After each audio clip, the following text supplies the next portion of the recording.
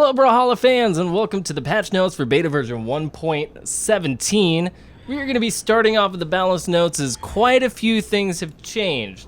Now for this episode, I do have a special guest with me, my glorious wife Sada Kelly, who's in the background, so if you hear her laughing or sniggering, it's because she is laughing and sniggering. Anyway, let's go over all of the notes. Alright, so the first thing, and one of the biggest things that have changed are the cooldowns. We've gotten, according to the balance notes, they've gotten this request frequently lately.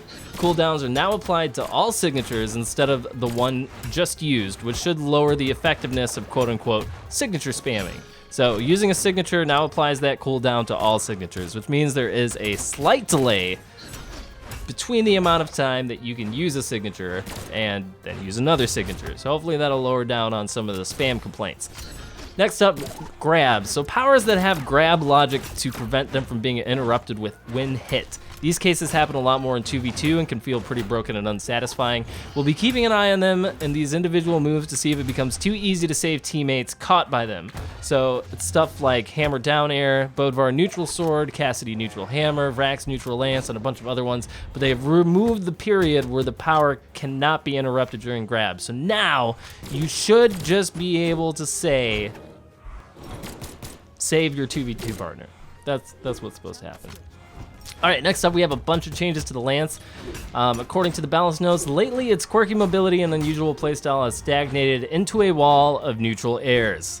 So they've changed things up a bit. The new rocket lance will likely need more updates in the coming patches, but we hope you'll like both playing as and against this new take on its fighting style a fair bit more. So they have reworked a whole bunch of things, and in my opinion the new lance is much more satisfying than it used to be. It's incredibly awesome. They've changed the neutral light, so there's increased time to hit, and they've slightly decreased the damage and force. The lance neutral air, they have basically nerfed the crap out of it, so you actually feel like you've accomplished something when you land it. Next up, the lance down air, they've completely replaced the power with a kind of half dive kick, half dash forward in the air type thing, which is incredibly awesome. Next up, lance sidelight, they added a hitbox, dash forward into attack, so it's now this kind of multi-hitting thing. They slightly decreased time to hit, force, and stun time, and slightly increased recover time on miss and damage. So it's still a really reliable combo starter, but it feels a lot more satisfying than it used to. It's got a little bit more movement to it, and it feels really, really good. For the lance side air, they increased time to hit, damage, and distance travel, decreased hitbox size and force, greatly increased stuns time, and recover time increased on miss, greatly decreased on hit. So there were a lot of complaints before where every time you landed a lance side air, when you did hit, you would just get punished for landing it, and you would get hit after the hit stun ended and all this other stuff, but now that problem doesn't really seem to be present. So the lance, if you guys have been avoiding the lance up until this point, definitely go back and give it a try because it is awesome, and the new moveset, while still feeling just like the rocket lance, it feels much faster and much more awesome. Next up, we got some changes to the axe. According to the balance notes, quote unquote, we've been happy with how the axe turned out, but it has a few over and underused moves that can stand to be tweaked. These changes should dial back its dominant air game slightly while giving it better options on the ground. So axe side light, they slightly increased the stun time, which means that side light into side air is much more reliable than it used to be. Axe downlight, they decreased time to hit, added a small duration where it travels upward at the beginning of the swing and increased hitbox size during the swing. Axe neutral light has slightly increased time to hit. Axe recovery, slightly decreased damage and force, and axe down air, slightly increased recover and cooldown times. Next up for the hammer, there are only minor tweaks for the hammer this time around as hammer neutral air was too dominant in vertically, and we've lowered the risk on the downlight stomp very slightly. So hammer neutral air, they changed hitboxes to be a little bit more centered and pared down some of the edges in the following three of the swing, slightly increased time to hit, and fixed a case where the hitbox lingered slightly longer than the animation. It's still really good though, so if you play hammers, don't freak out.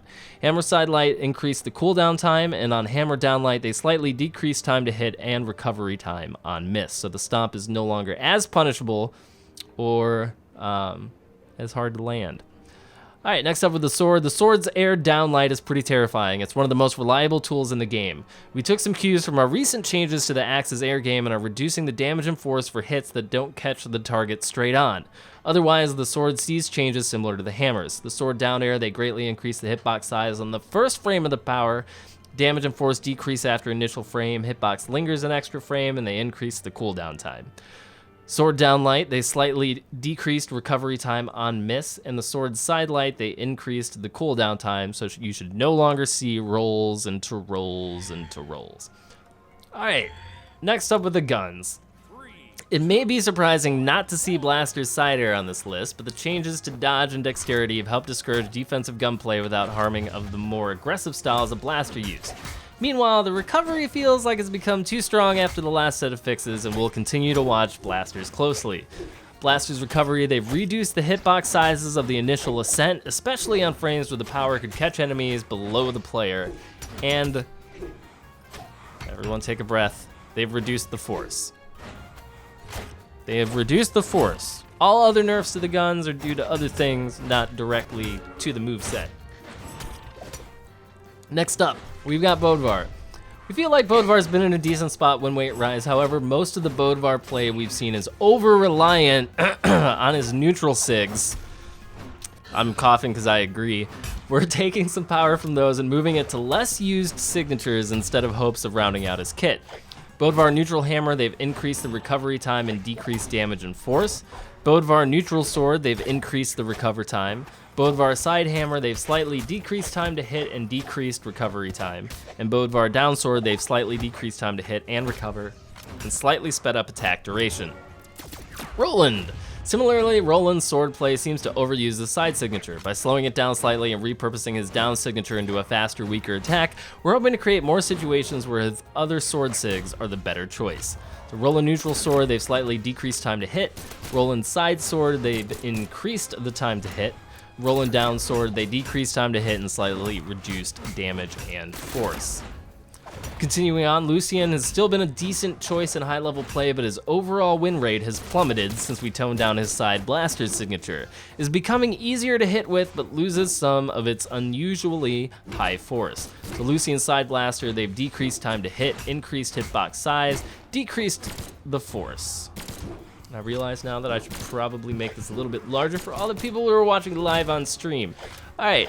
Teros continues to be a brutally heavy hitter, and one we expect to be even more devastating in 2v2 rank play. Some of his stronger signatures have been toned down a small amount in anticipation of this.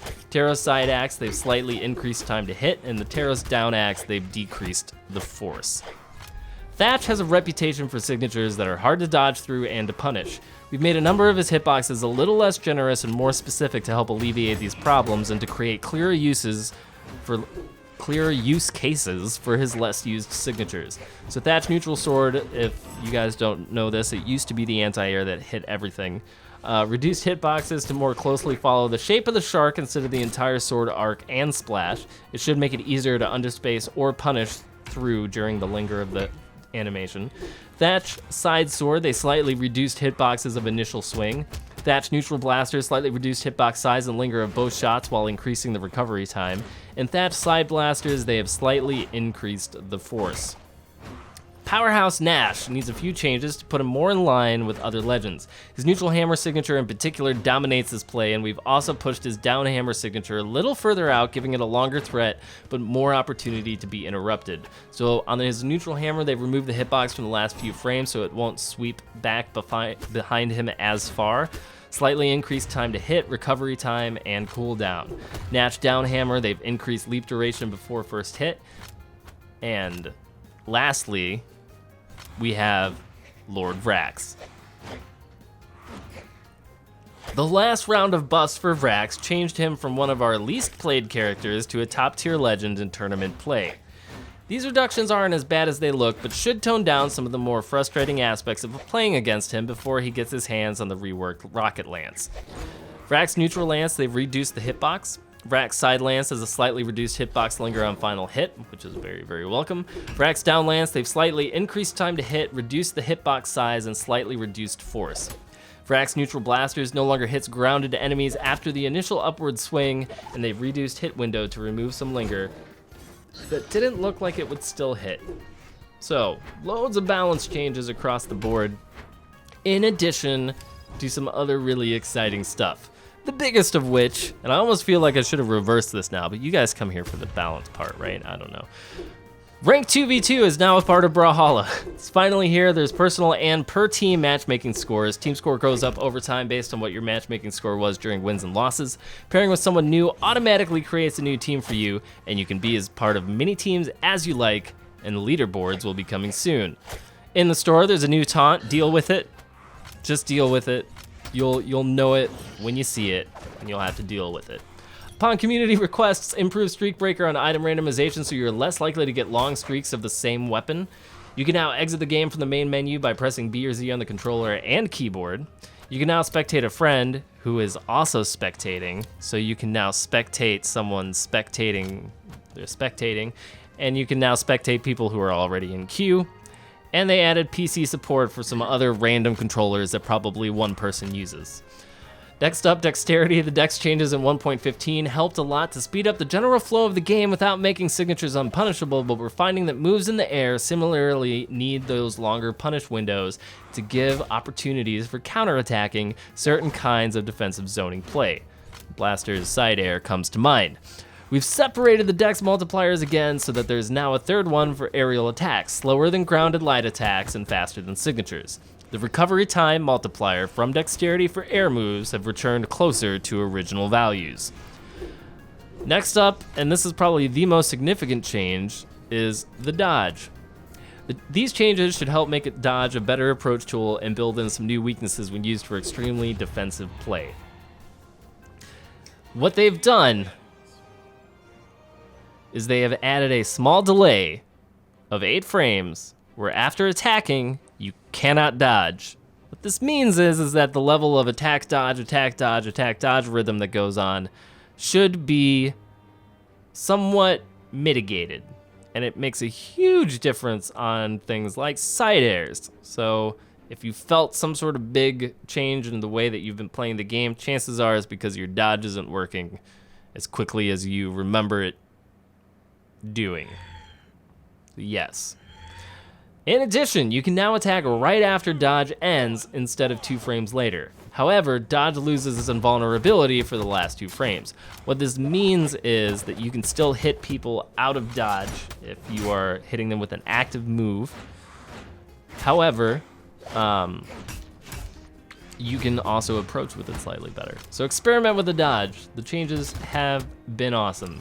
We've already gone over the loads of balance notes. For the UI, they've adjusted off-screen bubble behavior to add some more punch to knockouts, so hopefully knockouts are awesome. Team KOs no longer qualify for certain announcements. However, we are still waiting for, the betrayal voice when there's a team kill. We're still waiting on that. I still want that. Somebody needs to go, betrayal! We'll get it eventually. Anyway, they also fixed a slew of bugs, including some thank you Windows 10, but those are the balance notes and changes to 1.17. Right now, 1.17 has been a complete blast to play on. 2v2Q is super fun, even though there's not a huge amount of people on it, but a lot of the top competitive players have already made an appearance. It's kind of funny because nobody's above gold yet because there's not enough elo to go around. So if you guys want to play some 2v2 and you don't have people you play Brawlhalla with, go to the subreddit, go to the discussion forums, go somewhere, find a 2v2 teammate, and definitely play some more of this game mode because it is super fun, and they've definitely made some of the balance changes are making 2v2 feel even more rewarding, and it's certainly awesome. So anyway, thank you guys so much for watching. This has been me with 1.17 patch notes, and I'll see you guys all in the lands of Brawlhalla.